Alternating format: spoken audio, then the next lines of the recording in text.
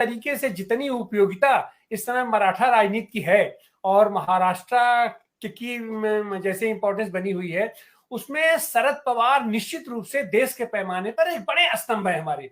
लेकिन एक दिक्कत और भी है अपना राष्ट्रवादी कांग्रेस में कि शरद पवार के बाद नीचे जो सेकंड ये लाइन की लीडरशिप है, उसमें कोई उनका विकल्प देने की स्थिति में नहीं है। तो अगर शरद पवार जी अगर अपने निर्णय पर अगर कायम रहते हैं, और एक चीज ये भी होता है राजनीति में कि किसी आंदोलन का नेतृत्व जो केवल अध्यक्ष रह के ही किया जाए, एक कोई जरूरी नहीं है। गांधी जी तो चौनिया मेंबर भी नहीं थे कांग्रेस के, और उन्होंने अपना पूरा नेतृत्व करते थे। तो लेकिन ऐसी हालत में आज की तारीख में, जबकि पद बहुत मायने रखता है, और ऐसी हालत में अगर शरद जी राष्ट्रीय अध्यक्ष का पद छोड़ देते हैं या उस जिम्मेदारी से अलग हट जाते हैं, तो क्या जो उसकी सेकंड लीडरशिप है अपने ये राष्ट्रवादी कांग्रेस की, जो कि सीधे सीधे दिखाई पड़ता है कि अपना 2-3 खेमों में बटी हुई है, तो क्या ये लोग शरद पवार के उस विकल्प को, उनके उस कमी को पूरी कर पाएगी वो लीडरशिप वहां पर? और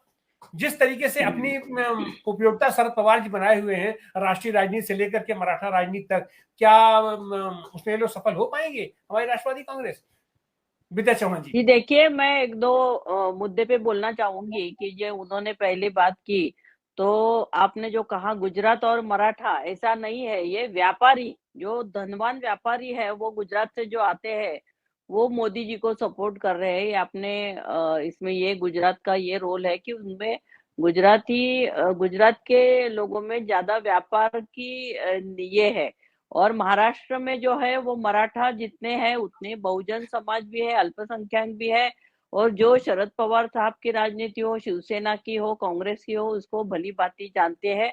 और बड़े बड़े विश्वास के साथ वो महाविकास आघाड़ी में शामिल हो गए हैं।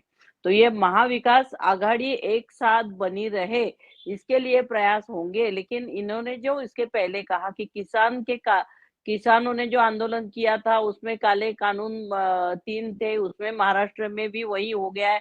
वैसा नहीं है। मैं उसमें पूरी तरह से, मैं हूँ, प्रतिभा शिंदे है, हम सब लोग उसमें थे। और उसमें जो गलतफहमी फैलाई जा रही है वो ये है कि पवार साहब ने इसको सपोर्ट नहीं किया था। हम लोगों ने यहाँ खुद अजीत दादा ने भी, उद्धव ठाकरे जी मुख्यमंत्री थे, उनके पास भी मीटिंग ली थी। और ये कायदे कानून नहीं होने चाहिए। बाला साहब थोरात कृषि मंत्री थे, तब उनकी तरफ से कुछ ये हुआ था, मिसअंडरस्टैंडिंग हुआ था, लेकिन किसी ने भी ये काले कानून का साथ नहीं दिया था महाविकास आघाड़ी ने। ये इसकी मैं जानकारी देना चाहती हूँ। और रही बात अभी जो राजनीति चल रही है, उसमें पवार साहब ने जो अध्यक्ष पद से इस्तीफा देना चाहा है, लेकिन शरद पवार साहब का जो व्यक्तित्व है, जो उनकी ये है, ये अध्यक्ष पद छोड़ने के बाद वही स्थान उनका बना रहेगा। उससे भी ज्यादा रिस्पेक्ट उनको हर पार्टी से और महाराष्ट्र से और देश से मिलता रहेगा, क्योंकि उन्होंने खाली पद छोड़ा है। और उनको ऐसा लगता है कि इस उम्र के बाद 24 साल जब वो अध्यक्ष रहे, तो उसके बाद उन्होंने दूसरे किसी को ये मौका देना चाहिए। और जो भी अध्यक्ष बनेगा वो उनके साथ रह के अगर काम सीखता है, तो इसका फायदा लंबे समय तक राष्ट्रवादी कांग्रेस को ही मिलेगा, ऐसा उनका विचार है। लेकिन ये मैंने जैसे पहले भी कहा कि ये चुनावी साल है, चुनावी वर्ष है, तो इसमें इनका ये निर्णय की स्थगिति 1 साल के लिए हो सकती है। अगर वो 2 दिन में इसके ऊपर कुछ खुलासा करेंगे, तो पूरे राष्ट्रवादी के कार्यकर्ता उनके साथ, उनका ये सम्मान होगा कि भाई हमारी भावनाओं की पवार साहब ने कदर की। तो बाकी दूसरी बात रही, सुप्रिया ताई सुळे अगर ले सकती है, तो वो भी ताई पहले से काम में लगी हुई है। तो ये तो महाविकास आघाड़ी की जो वज्रमुठ की सभाएं बन रही है, वो बहुत उसको अच्छा प्रतिसाद मिल रहा है। और महाराष्ट्र में शिवसेना, कांग्रेस और राष्ट्रवादी एक साथ रहती है, तो भाजपा फिर से सत्ता में ना ही महाराष्ट्र में आ सकती है और ना ही देश में आ सकती है। लेकिन यही सफलता हमें पूरे देश में मिलनी चाहिए, और इसके इसके लिए हम सब लोगों ने एक साथ आना चाहिए। अगर वो प्रयास हम लोग पूरे देश में करते हैं, तो मुझे लगता है कि गुजरात और यूपी से बाकी सब राज्यों से एक अच्छा ये हो सकता है। क्योंकि लोकसभा की ऐसी भी सीटें अभी महाराष्ट्र में भाजपा की कम हो जाएगी, वो 10 सीटें भी उनको नहीं मिल पाएगी और उनको इसका अंदाजा आ गया है, इसलिए ये तोड़-फोड़ का कार्यक्रम उन्होंने शुरू किया है। जी। आप सबका बहुत-बहुत धन्यवाद, बहुत-बहुत आभार। और हाँ, जी अरुण जी, आप कुछ कहना चाह रहे हैं? अरुण जी। हाँ, बस एक छोटा-सा पॉइंट मैं जोड़ना चाहता हूँ। मैंने कोई महाराष्ट्र बनाम गुजरात के झगड़े की बात नहीं की थी।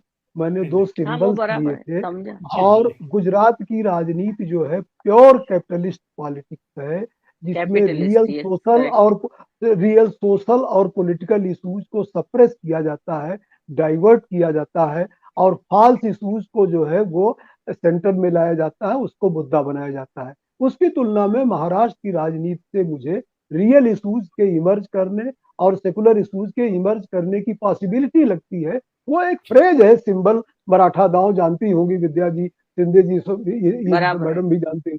तो जी, इसलिए मैंने उस सिंबल का इस्तेमाल किया और जी, मुझे लगता है कि डेमोक्रेसी गुजराती दांव से त्रस्त है, मराठी जी। दांव उसको वहां से बाहर निकाल सकता है। बस यही मेरा कहने का और मतलब है। देखिए, मुरारजी देसाई का भी तभी सामना किया था, 1 से 6 लोगों ने बलिदान देके हुतात्मा हुए थे, लेकिन महाराष्ट्र में मुंबई को रखा था।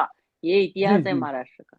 जी जी, सारी जी, योजनाएं महाराष्ट्र से गुजरात को चली गई हैं, इस बात को कहने की जरूरत नहीं है, हाँ, सब लोग जानते होंगे इस बात को जो है। जानते हैं। हाँ, हाँ। जी, जी जी। जी, शुक्रिया। और एक चीज तो है कि ये गुजरात में भी पूंजीवाद नहीं है, पूंजीपति नहीं है, वहां कारपोरेट पूंजीवाद है। लंपट पूंजीवाद वहां से बढ़ रहा है, जिसमें उत्पादन जैसी कोई चीज नहीं है और वो केवल और केवल उपभोग की वस्तुओं का केवल धंधा वो लोग कर रहे हैं और पूरे देश की पूंजी अपने धंधा के अपना चंगुल में बटोर करके पूरे देश की पूंजी कुछ लोगों के हाथों में जा रही है।